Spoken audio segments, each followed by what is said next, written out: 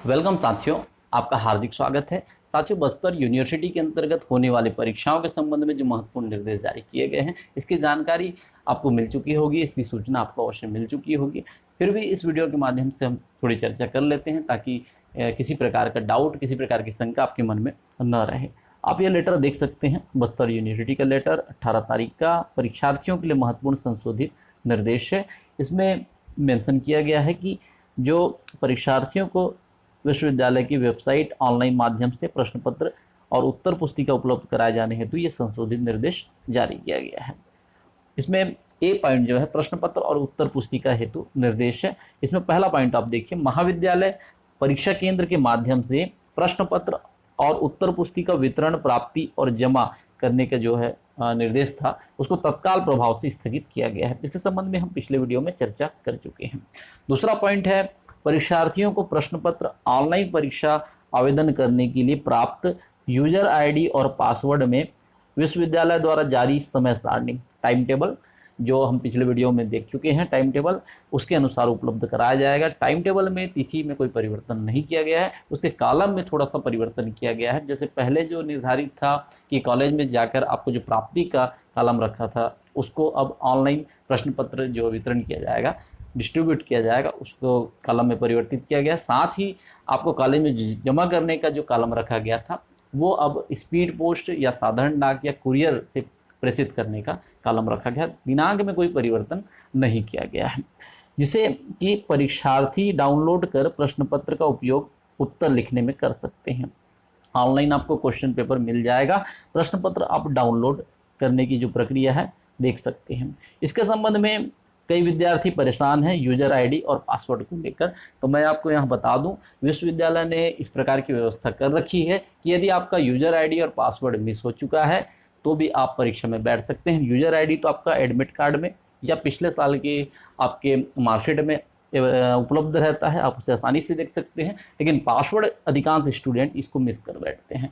तो यहाँ पर अगर आपके पास पासवर्ड नहीं है, यूजर आईडी नहीं है, तो आप इसको या तो रिकवर कर सकते हैं। रिकवर कैसे करें, अगर ये आपको जानना है तो इसके संबंध में मुझे आप कमेंट के माध्यम से ज़रूर बताएं। इसके संबंध में आपको वीडियो बनाकर आपके लिए तैयार कर दूंगा। और अगर ये यूजर आईडी पासवर्ड के बिना भी आप डाउनलोड कर सकते हैं, क्योंकि यूनिवर्सिटी ने इसकी व्यवस्था वेबसाइट में कर रखी है। आगे चर्चा करते हैं, जिसके पास यूजर आईडी और पासवर्ड है वो कौन सी प्रक्रिया अपना सकते हैं। तो ये वेबसाइट आपको याद हो जाना चाहिए, बस्तर यूनिवर्सिटी का वेबसाइट www.bvvjdpexam.in। इस पर आप जाएंगे, स्टूडेंट लॉगिन में जाकर ऑनलाइन परीक्षा आवेदन करते समय जो यूजर आईडी पासवर्ड मिला है, इससे लॉगिन करेंगे। उसके बाद स्टूडेंट पेज में क्वेश्चन पेपर डाउनलोड में जाएंगे और उसमें व्यू में क्लिक करके आप देख सकते हैं क्वेश्चन पेपर ओपन हो जाएगा, जिसको हम डाउनलोड कर सकते हैं या प्रिंट कर सकते हैं। ठीक, उसके बाद परीक्षार्थी जो है विश्वविद्यालय की वेबसाइट में डाउनलोड के सेक्शन में आंसर बुक में अब जाकर 24 पेज का उत्तर पुस्तिका आंसर शीट डाउनलोड कर प्रिंट कर सकते हैं। उसके बाद जो पहला पेज है उसमें समस्त जो आवश्यक प्रविष्टियां हैं, roll number, enrolment number, date और सब्जेक्ट, पेपर, ये सब प्रविष्टि करने के बाद उत्तर लिख सकते हैं। आंसर शीट के संबंध में मेरा अगला वीडियो रहेगा कि हम उसको वेबसाइट से कैसे डाउनलोड करें, इसे आप अवश्य देखिएगा।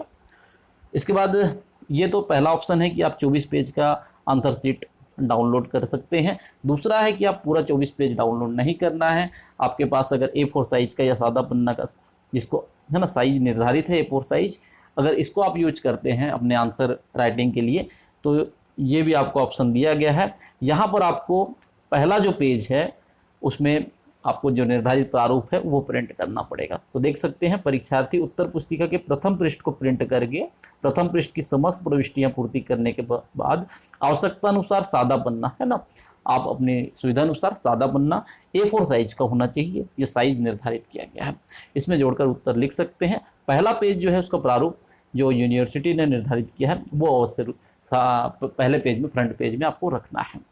उसके बाद ये दोनों ऑप्शन आपको अगर सुविधाजनक नहीं है तो तीसरा ऑप्शन आपके लिए रखा गया है कि परीक्षार्थी सादे कागज, है ना, A4 साइज का अगर सादा कागज उत्तर पुस्तिका के लिए आप यूज कर रहे हैं, प्रिंट आउट आपको नहीं करना है फ्रंट पेज, तो भी कोई बात नहीं। पहले पेज में जो इसकी प्रारूप है उसको आप हैंड राइटिंग से लिखकर आवश्यकता अनुसार सादे पन्ने A4 साइज निर्धारित है, इसमें जोड़कर उत्तर लिख सकते हैं। 3 आपके पास ऑप्शन है, तीनों में से जो ऑप्शन आपको सुविधाजनक लगे उसका आप प्रयोग अपने उत्तर पुस्तिका के लिए, आंसर शीट के लिए कर सकते हैं। चौथा पॉइंट देखते हैं, परीक्षार्थी सभी प्रश्न पत्रों के लिए उपयुक्त विधि से प्रश्न पत्र जो हमने चर्चा किया है और उत्तर पुस्तिका जो अभी 3 ऑप्शन हमने चर्चा किया है, या तो 24 पेज आप पूरा डाउनलोड कर लीजिए या सिर्फ फ्रंट पेज डाउनलोड कर लिए और A4 साइज का आंसर शीट यूज कर लीजिए, फ्रंट पेज को उसमें अटैच कर लीजिए, स्टेपल कर लीजिए। या तीसरा है कि फ्रंट पेज को भी डाउनलोड नहीं कर पा रहे हैं, अगर आपको प्रॉब्लम है, नेट की समस्या है या आपके आसपास से कंप्यूटर सेंटर नहीं है, तो फ्रंट पेज में आप अपने जितने संपर्क से हैं उनसे ले लीजिए किस तरीके से प्रारूप बनाना है, हाथ से बना के आप उत्तर पुस्तिका अपना तैयार कर सकते हैं।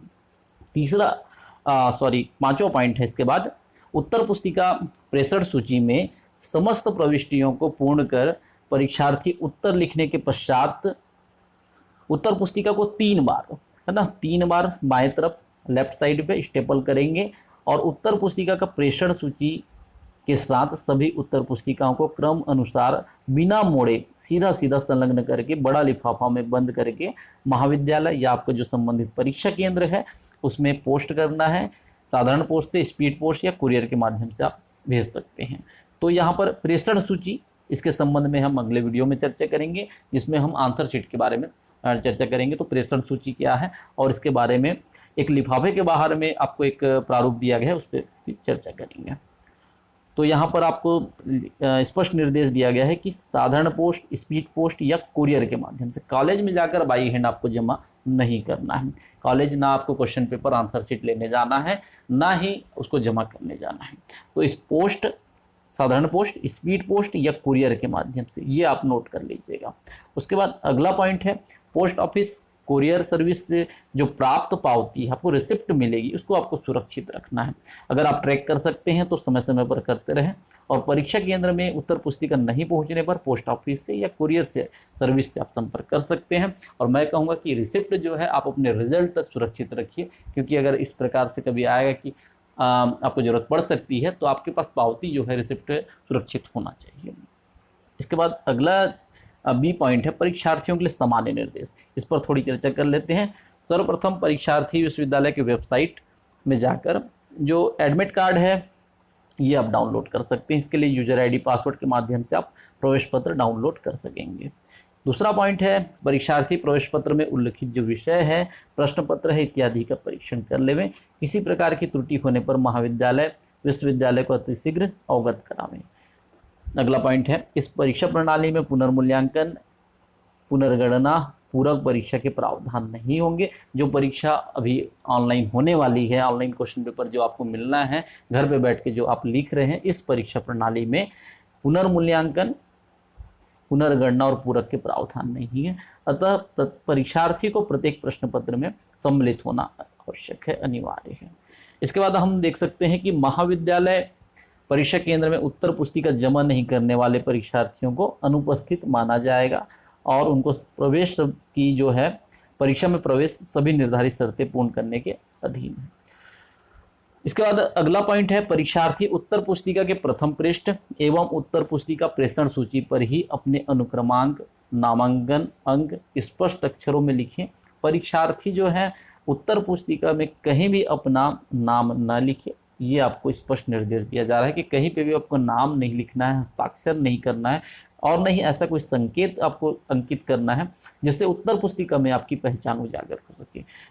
इसके बाद नेत्रहीन विद्यार्थियों के लिए, परीक्षार्थियों के लिए लेखक की सुविधा उनको प्रदान की जाएगी। विश्वविद्यालय द्वारा प्रश्न पत्र डाउनलोड करने और उत्तर पुस्तिका जमा करने के लिए निर्धारित प्रक्रिया का पालन आपको अनिवार्य रूप से करना होगा। कोविड-19 के नियंत्रण और रोकथाम के लिए शासन द्वारा जारी निर्देश का पालन करना अनिवार्य होगा। परीक्षार्थी विश्वविद्यालय महाविद्यालय से सतत संपर्क बनाए रखें, जिससे विश्वविद्यालय महाविद्यालयों में प्रसारित होने वाली सूचनाओं से वो अवगत रह सकें, अपडेट रह सकें तथा विश्वविद्यालय महाविद्यालय के सूचना पटल वेबसाइट का नियमित अवलोकन करते रहें। ये सामान्य निर्देश हैं। इसके बाद हम चर्चा करते हैं ऐसे विद्यार्थियों के लिए जिनके पास यूजर आईडी और पासवर्ड नहीं है। तो सबसे पहले तो उनको bvvjdpexam.in इस पर उनको सर्च करना पड़ेगा। ये होम पेज आपको यूनिवर्सिटी का मिलेगा, आप देख सकते हैं।